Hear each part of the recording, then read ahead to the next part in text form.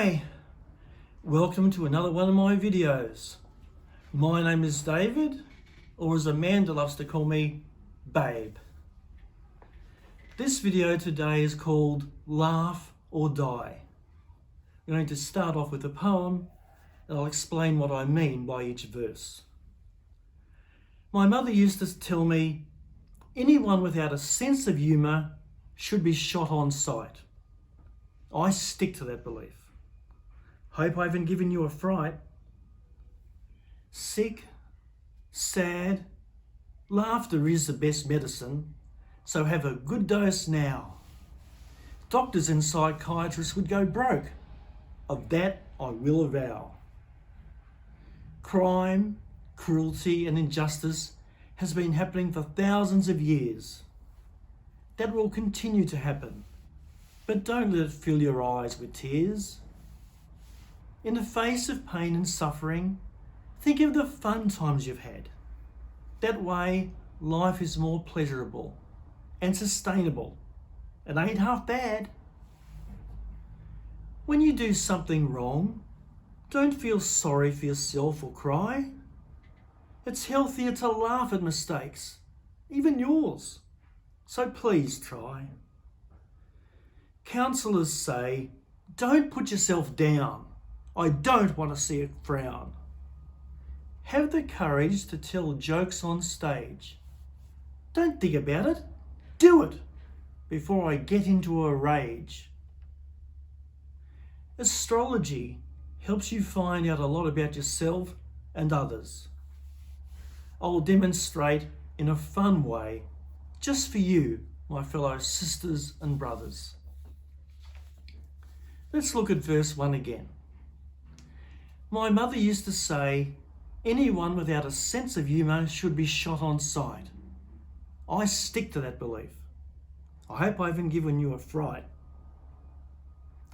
I've heard many people say they remember the really profound things, their messages from their parents. Things like, be kind to others, no matter what they do. And don't give up when you're struggling. Keep on trying. And practical advice too, such as make sure you clean your teeth before you go to bed. But the only message I remember from my mother is, anyone without a sense of humour should be shot on sight. And her practical advice for me was, when you can't open something, pretend you're wringing someone's neck. Like this. Pretend that's your neck. What my mother was trying to say, in a subtle way, was don't whinge, laugh instead. This year has been the most painful of my life, but I've still been able to find things to laugh at.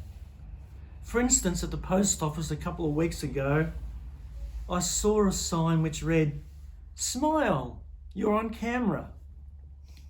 So I smiled, I looked at the camera, even blew kisses at it, put on all sorts of funny poses, tried to make myself look as attractive as I could. And then I was having such a best time until some lady pushing her walker said, "Excuse me, would you mind getting out of my way?" And I thought, oh no, how long has she been watching me make a fool out of myself? Do you know any cynical, pessimistic types of people? Those who don't just see the glass as half empty, but don't see any water in the glass at all. The types who, when you say, oh, it's a lovely sunny day, they say, it'll rain tomorrow. They pout. They frown. They say, it's too wet, or it's too dry, or it's too hot, it's too cold, it's too windy. How do you react to such types of people? My attitude is, the world would be better off without them, so I shoot them. Let's look at verse 2. Sick, sad, Laughter is the best medicine, so have a good dose now. Doctors and psychiatrists would go broke. Of that I will avow. When we feel sick, it can be hard to look at the positive aspects of life. We feel sorry for ourselves and we think, will the pain never end? Will it always be this way? It is tough, and that's why it's so important to laugh. I think it is absolutely fantastic that some clowns go to hospitals. What they do is to take the sick children and adults out of their pain zones, if only for a short time, and makes them laugh at someone or something funny. If you are sick or sad or both, try to think of the people and the times that made you laugh and smile. Doing that can make pain not so much totally disappear, but it can make it much more bearable. There might be certain types of books you can read, or YouTube videos to watch, such as this one, hint hint, that make you laugh and smile. Seeing them again should be considered a vital part of your recovery. As I said in my Defeating Depression video, what those who experience depression most need are not antidepressant tablets, hint hint. What they need are bright, cheerful, positive, optimistic people. And if they can make them laugh, well, that's an even better dose of medicine. Such people can make us see humour in any situation and can make us laugh at our problems. I believe such people are much more valuable than doctors and psychiatrists. Remember, laughter each day keeps the doctors away. Verse 3 again. Crime, cruelty and injustice has been happening for thousands of years. That will continue to happen, but don't let it fill your eyes with tears. In the face of pain and suffering, think of the fun times you've had. That way life is more pleasurable and sustainable. It ain't half bad. The fact that there is crime, cruelty and injustice is not fair. It says a lot about you, that you feel sad for the victims rather than have the attitude of, I don't care. But how would victims like you to react? To feel sad or to laugh? I think they'd prefer to laugh. Not at them, but with them. When you laugh, you are making a statement with victims saying, no matter what happens, nothing, nobody will stop us from smiling and laughing. It is a victory over adversity. I've got a suggestion for you now. Make a list of the funny experiences you've had, of jokes you've heard, of funny things you've said and done and heard, and keep that list handy. That way, when you're feeling sick or sad, you'll have that list to look at. That'll cheer you up. There can be laughs in any serious situation. Look back at the coronavirus mess. I thought it was so funny that the best of friends became the worst of enemies in supermarkets trying to grab the last of the toilet rolls. Checkout operators asked people, why are you buying 164 rolls of toilet paper? And customers would reply with, I've got diarrhea from listening to politicians. Do you want to live a long, happy and healthy life? If the answer is yes, you'll need to laugh and laugh and laugh. Let's look at verse 4. When you do something wrong, Don't feel sorry for yourself or cry. It's healthier to laugh at mistakes, even yours. So please try. We all make mistakes. Even our idols make mistakes. It's part of being human.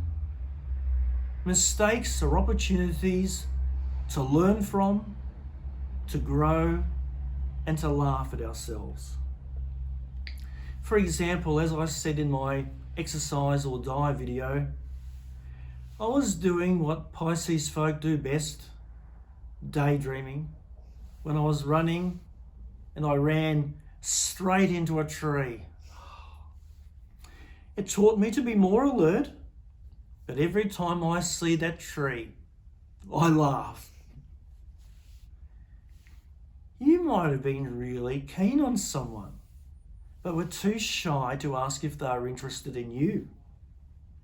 One day, that person disappeared.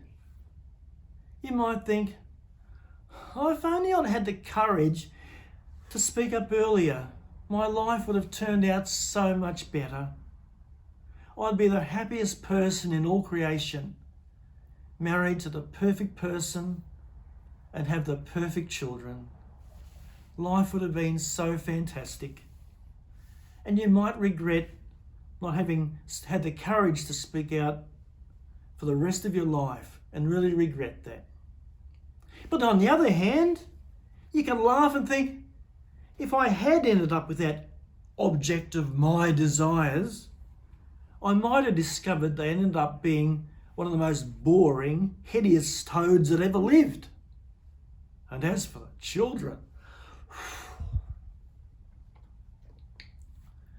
sometimes we say and do things without thinking, only to discover that others don't react to the way we hope. Have you done that? I sure have. I used to feel so embarrassed and started to criticise myself.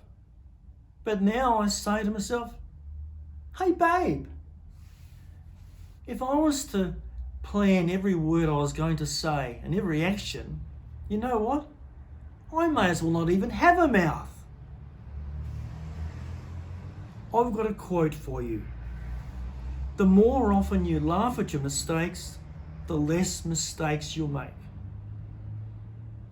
Now, I think that's something you should ideally write down. So I'll just pause for a few seconds while you grab a pen and paper. Take your time. Remember, happiness is a journey, not a destination. And write that quote down. The more often you laugh at your mistakes, the less mistakes you'll make. Good. Verse 5. Counsellors say, don't put yourself down. I don't want to see a frown. Have the courage to make jokes on stage. Don't think about it. Do it before I get into a rage. One of the basics of joke telling I discovered is that rather than make insults about the people in the audience, I should instead make insults about myself. Rather than say, you're an ugly idiot, I should say, I'm an ugly idiot. Rather than criticise you for something you did, I should criticise myself for something I did. For instance, I remember I was running in a race, running down a ramp to what I thought was the end of a finish line. Rather than focus on my stride though, I decided to pose for the camera and pull all sorts of funny faces. I thought, yes, I'll be the hero and look like a real champion. Can you guess what happened?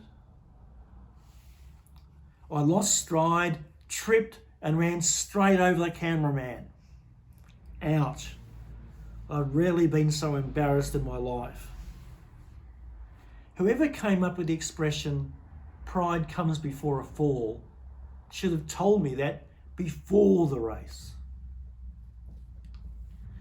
The problem with standing on stage for half an hour, talking about what an idiot I am and about all the stupid things I've done, is that members of the audience come up to me afterwards and ask, "Can I have your autograph?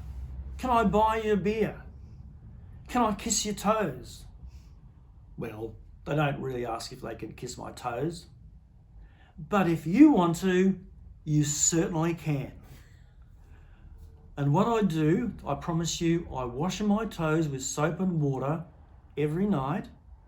And to make it even more appealing for you, what I'll do, I'll get some of this honey and I'll spread this honey on every one of my toes.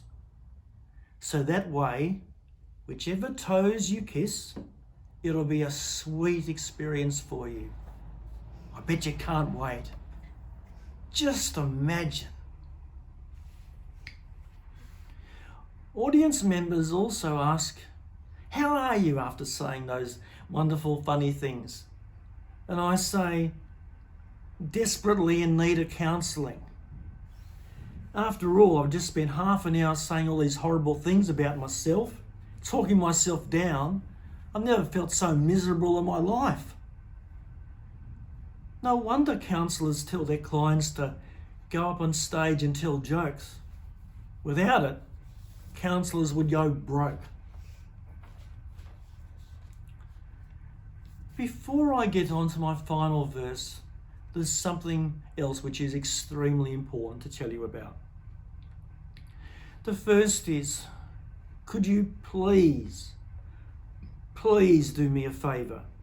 Not so much for you, but for me and for those closest to you.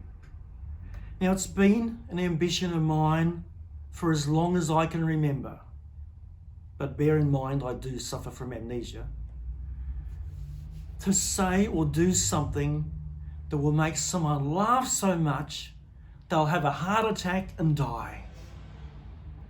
Please, will you be that someone?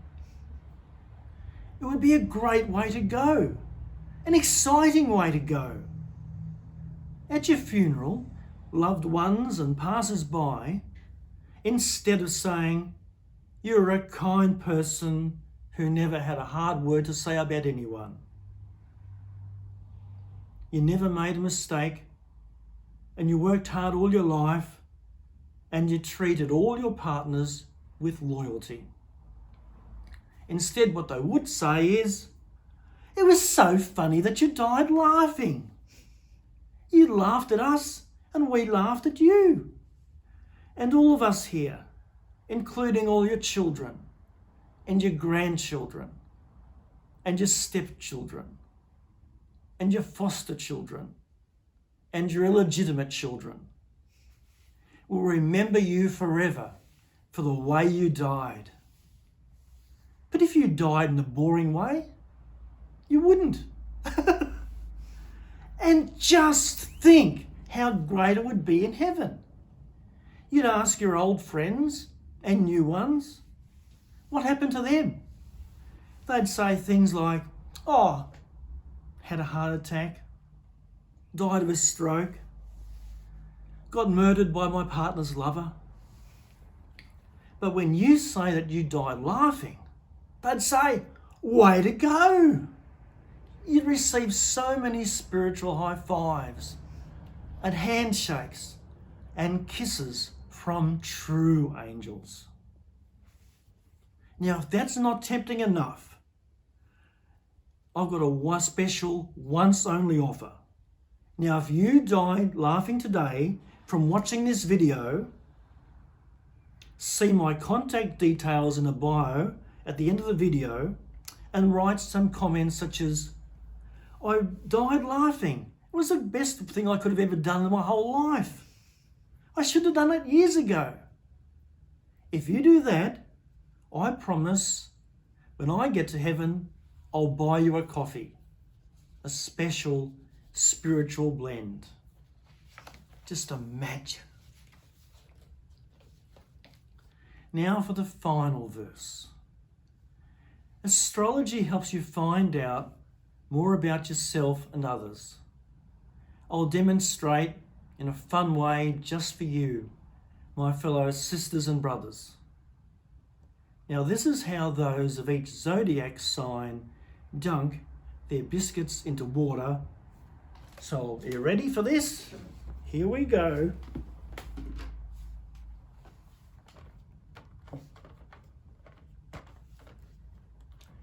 Aries.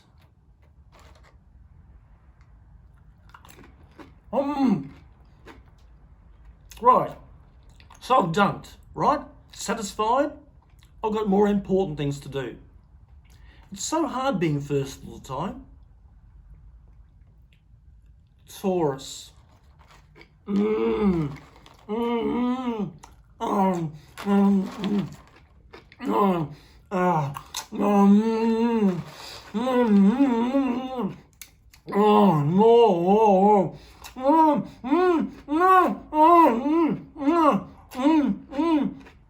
Oh, yes, please.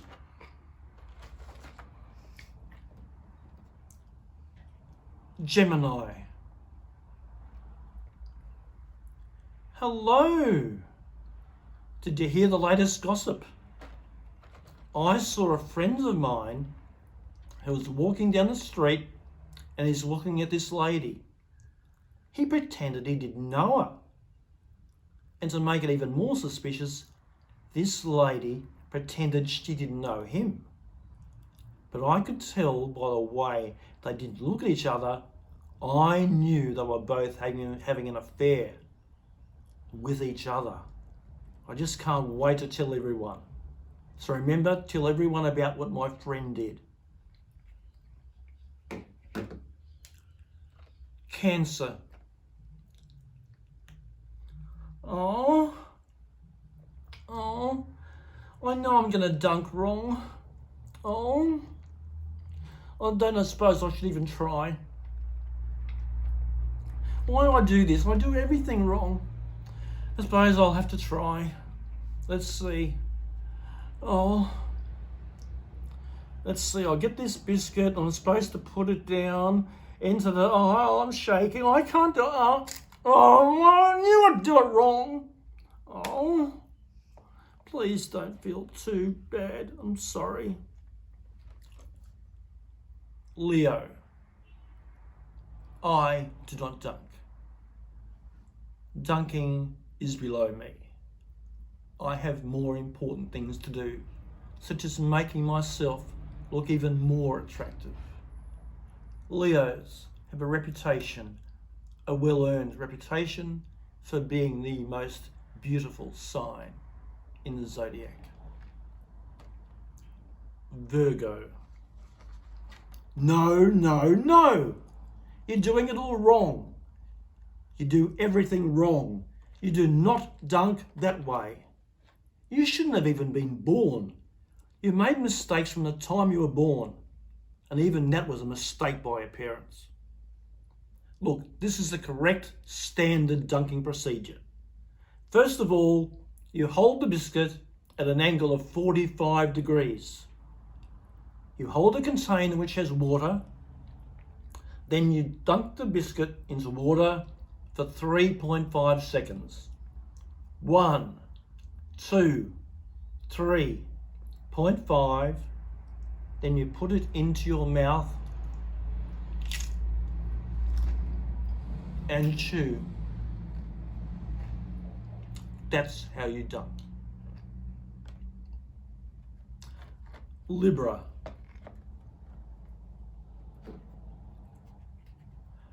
Hello, my Gemini friend.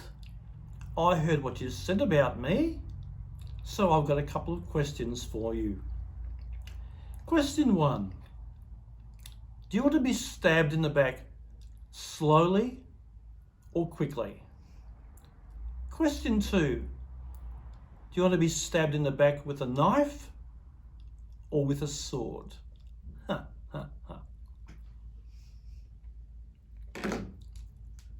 Scorpio. I only dunk with my Piscean friends. Scorpio and Pisces are the best combination in the zodiac. the sadistic side of Scorpio complements the masochistic side of Pisces. Do you know what happens when Scorpio and Pisces get into? We get into bondage. So to demonstrate what happens is, I tie my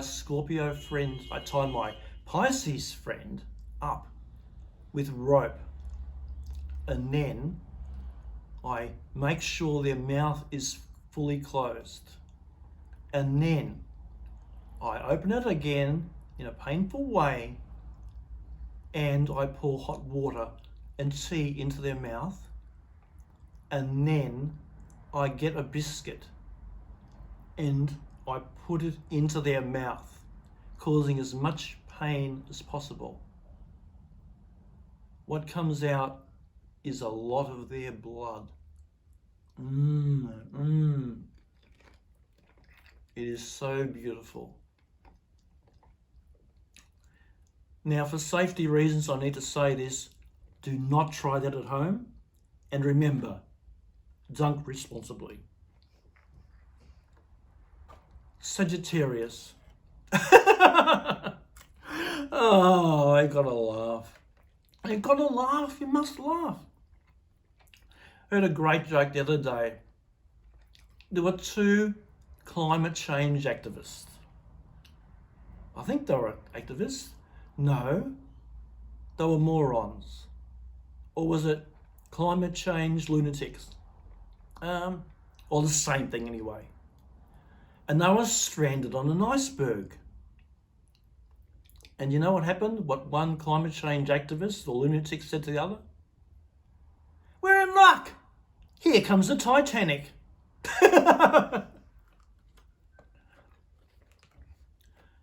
Capricorn. So, you're looking for a dunker for this company, are you? I have ambitions to be the top dunker. All opposition will be destroyed, crumbled apart. I'm the one that you want. I'm the one that you want. I'm the one that you want. Ooh, ooh, ooh. I'm the one that you want. I'm the one that you want. Ooh, ooh, ooh.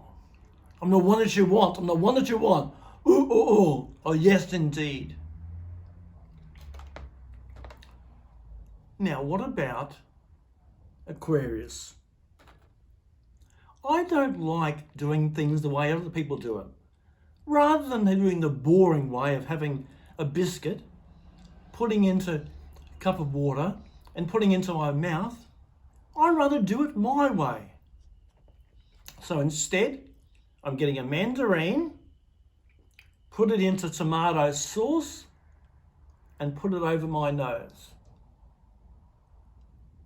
Eventually, stay there. Doesn't matter, I tried. Hey, you know what? I might even get a job as Rudolph the Red-Nosed Reindeer from now on. Pisces. Oh, Amanda. Oh, Amanda.